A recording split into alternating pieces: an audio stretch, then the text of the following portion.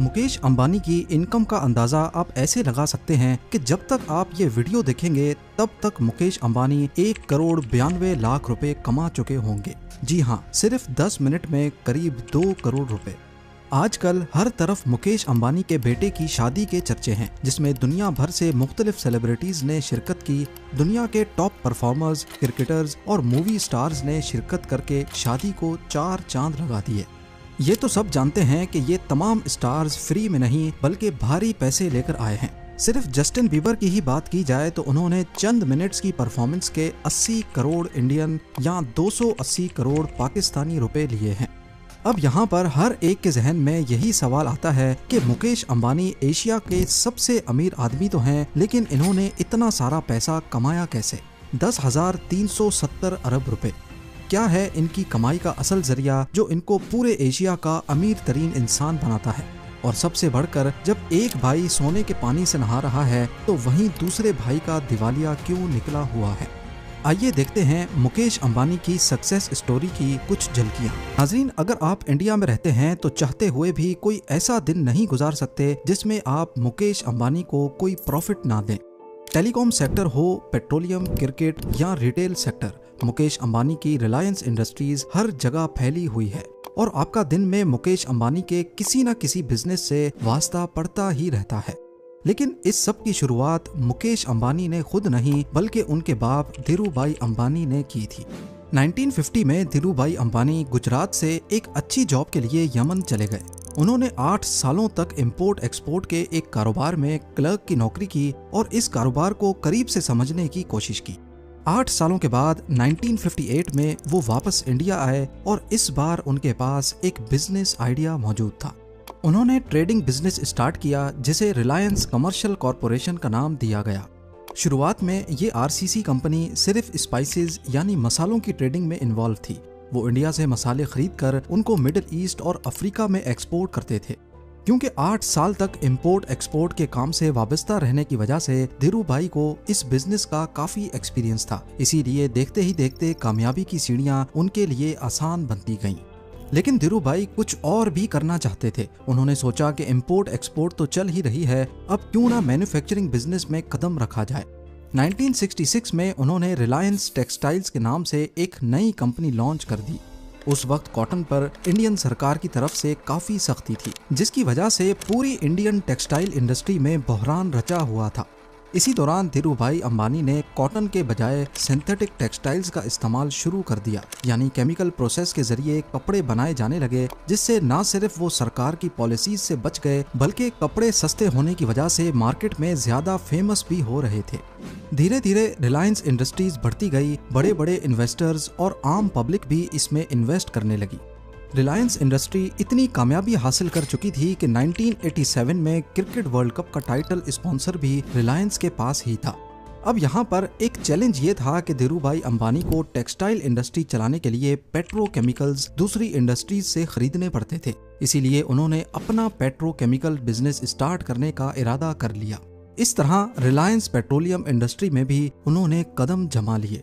1986 में जब धीरूभाई अंबानी बीमार हुए तो उनके दोनों बेटे अनिल और मुकेश अंबानी बिजनेस में उनकी हेल्प करने लगे और जब तक धीरूभाई अंबानी जिंदा रहे दोनों बेटे उनके नीचे मिलकर काम करते थे। मगर 2002 में जब धीरूभाई की मौत हुई तो एक नया डिस्प्यूट सामने आ गया।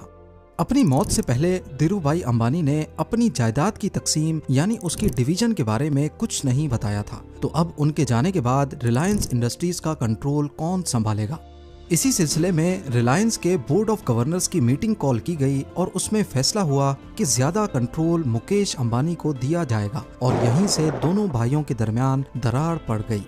दोनों भाई आपस में लड़ने लगे और एक दूसरे से बातचीत खत्म कर दी। लेकिन उनकी मां से ये सब ना देखा गया और उन्होंने फैसला किया कि दोनों भाई बिजनेस को आधा आधा डिवाइड कर लें और अपना अपना काम करें। इस तरह 2005 में रिलायंस इंडस्ट्रीज को 2 भाइयों में डिवाइड कर दिया गया। रिलायंस ऑयल, गैस, पेट्रोकेमिकल और मैन्युफैक्चरिंग मुकेश अंबानी के हिस्से में आए और रिलायंस एनर्जी, टेलीकॉम और रिलायंस कैपिटल अनिल अंबानी को मिले। इस तरह ये प्रॉब्लम तो सॉल्व हो गई, लेकिन दोनों भाइयों के दरमियान इख्तलाफात फिर भी चलते रहे और कई बार ये मामलात कोर्ट तक भी जा पहुंचे। मुकेश अंबानी ने अपने हिस्से के बिजनेस को मेहनत करके बढ़ाना शुरू कर दिया। उनके हिस्से में जो जामनगर पेट्रोलियम रिफाइनरी आई थी, उन्होंने उसकी प्रोडक्शन को बढ़ाकर उसमें state of the art manufacturing facilities install करके उसे दुनिया की सबसे बड़ी पेट्रोलियम रिफाइनरी बना दिया। सिर्फ यही नहीं बल्कि इस इंडस्ट्री में एक और नई रिफाइनरी को भी शामिल करके रिलायंस पेट्रोलियम का प्रॉफिट मजीद बढ़ा दिया। उसके बाद मुकेश अंबानी ने रिटेल इंडस्ट्री में भी कदम रख दिया, जिसके चलते भारत में एक इनकलाब बरपा हुआ और पूरे इंडिया में स्मार्ट बाजार के नाम से डिस्काउंटेड स्टोर्स और सुपर मार्ट्स खोले गए, जहां कंज्यूमर्स को तमाम आइटम्स डिस्काउंटेड रेट्स पर एक ही जगह पर मिल जाया करते थे। 2008 में जब क्रिकेट की सबसे बड़ी लीग इंडियन प्रीमियर लीग का आगाज हुआ तो मुकेश अंबानी इसमें भी कूद पड़े। IPL की सबसे महंगी टीम मुंबई इंडियंस को खरीद लिया और ये टीम अगले कई सालों तक IPL की मोस्ट वैल्यूएबल टीम रही। यहाँ तक कि जब कोरोना के दिनों में खाली स्टेडियम्स में मैचेस करवाए गए, तब भी मुंबई इंडियंस ने रिकॉर्ड प्रॉफिट जनरेट किया। 2016 में मुकेश अंबानी ने टेलीकॉम इंडस्ट्री में कदम रखा और ये कदम इतना भारी था जो टेलीकॉम इंडस्ट्री के दूसरे कॉम्पिटिटर्स को कुचलने वाला था। जियो के नाम से उन्होंने एक मोबाइल नेटवर्क लॉन्च किया जिसमें कॉल्स, डाटा और मैसेजेस को पब्लिक के लिए फ्री कर दिया गया। लोगों ने दूसरे नेटवर्क्स छोड़कर धड़ाधड़ जियो की सिम्स खरीदना शुरू कर दी क्योंकि यहाँ सब कुछ फ्री मिल रहा था। देखते ही देखते जियो के यूजर्स 450 मिलियंस तक पहुंच गए और जियो ने जब 5G नेटवर्क लॉन्च किया तो यूजर्स की तादाद मजीद बढ़ गई। ये नेटवर्क अब 6G टेक्नोलॉजी पर भी दुनिया की बड़ी कंपनीज के साथ मिलकर काम कर रहा है। जियो की सक्सेस इतनी ज्यादा थी कि दूसरी टेलीकॉम कंपनीज ने जियो पर केस कर दिया। उनका कहना था कि जियो अपने कंज्यूमर्स को सब कुछ फ्री दे रहा है, जिससे मार्केट में कंपटीशन खत्म हो रहा है। इससे आप अंदाजा लगा सकते हैं कि जियो ने बाकी टेलीकॉम कंपनीज को किस हद तक हिट किया था। जियो ने बाद में फ्री सर्विसेज खत्म करके बहुत ही कम चार्जेस पर कॉल्स और डाटा प्रोवाइड करना शुरू कर दिया, जिससे दूसरी कंपनीज को भी अपने रेट्स कम करने पड़े और आज इसी वजह से इंडिया में इंटरनेट बंडल्स दुनिया के सस्ते तरीन रेट्स पर मिलते हैं। 2024 में मुकेश अंबानी ने इंडिया की सबसे बड़ी मीडिया कंपनी बनाने का भी ऐलान कर दिया, जिसके लिए उन्होंने अमेरिकन एंटरटेनमेंट जायंट डिज्नी के साथ $8.5 बिलियन का कॉन्ट्रैक्ट भी साइन कर लिया है। और इसी तरह पूरे भारत में हर सेक्टर पर किसी न किसी तरह मुकेश अंबानी जरूर असरअंदाज होते हैं। आज मुकेश अंबानी की नेटवर्थ $122 बिलियन से भी ज्यादा है, जो 34,160 अरब पाकिस्तानी जबकि 10,370 अरब इंडियन रुपीस के बराबर है। इस हिसाब से ये दुनिया के 11वें अमीर तरीन शख्स हैं। अगर इस लिस्ट में से अमेरिकन बिलियनर्स का नाम हटा दिया जाए तो मुकेश अंबानी पूरी दुनिया के दूसरे अमीर तरीन शख्स कहलाए जाएंगे। अब जाहिर है जब पैसे की रेल पेल इतनी ज्यादा हो तो खर्चे भी फिर इसी हिसाब से होते हैं। मुंबई में मौजूद मुकेश अंबानी का घर, जिसे एंटिलिया कहा जाता है, बहुत ही फेमस है। ये एक 27 फ्लोर की बिल्डिंग है जो 37,000 स्क्वायर मीटर्स पर मुश्तमिल है। इसके अंदर मंदिर, सैलून्स, स्पा, थिएटर, जिम्स और हेलीपैड वगैरह सब कुछ मौजूद है। इन सब के साथ साथ ये दुनिया की लग्जरी तरीन गाड़ियों का एक शोरूम भी है।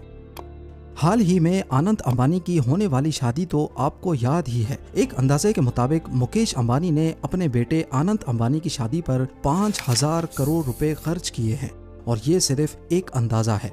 5,000 करोड़ हो या 10,000 करोड़, हकीकत ये है कि जिसके पास 10,370 अरब रुपए की वर्थ हो, उसमें से 50 या 100 अरब निकालना ऐसे ही है जैसे जंगल में से 2-4 दरख्त काट देना। असल फिगर शायद कभी किसी को मालूम ही नहीं पड़ेगी।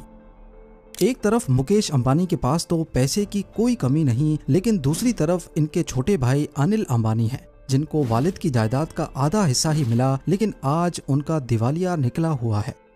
एक्सपर्ट्स का मानना है कि अनिल अंबानी ने तेजी से तरक्की पाने वाली स्ट्रेटजी अपनाई, जिसमें मुख्तलिफ सेक्टर्स में वो एक साथ तेजी से आगे बढ़ना चाहते थे। इस स्ट्रेटजी की वजह से उनके खर्चे बढ़ गए, लेकिन जितना खर्चा हुआ उतना प्रॉफिट नहीं आ पाया।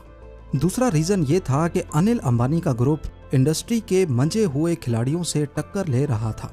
मिसाल के तौर पे रिलायंस कम्युनिकेशंस मार्केट में मौजूद एयरटेल, वोडाफोन और जियो से मुकाबला नहीं कर पाई और फाइनली बैंकरप्ट हो गई। तीसरा ये कि अनिल अंबानी की इन्वेस्टमेंट करने की पसंद और उनकी टाइमिंग हमेशा गलत साबित हुई। और सबसे बढ़कर अनिल अंबानी के ग्रुप ने खुद को डाइवर्स नहीं किया, यानी इस ग्रुप की ज्यादा आमदनी हाई रिस्क वाले सेक्टर से जुड़ी थी, जैसा कि इंफ्रास्ट्रक्चर और टेलीकम्युनिकेशंस।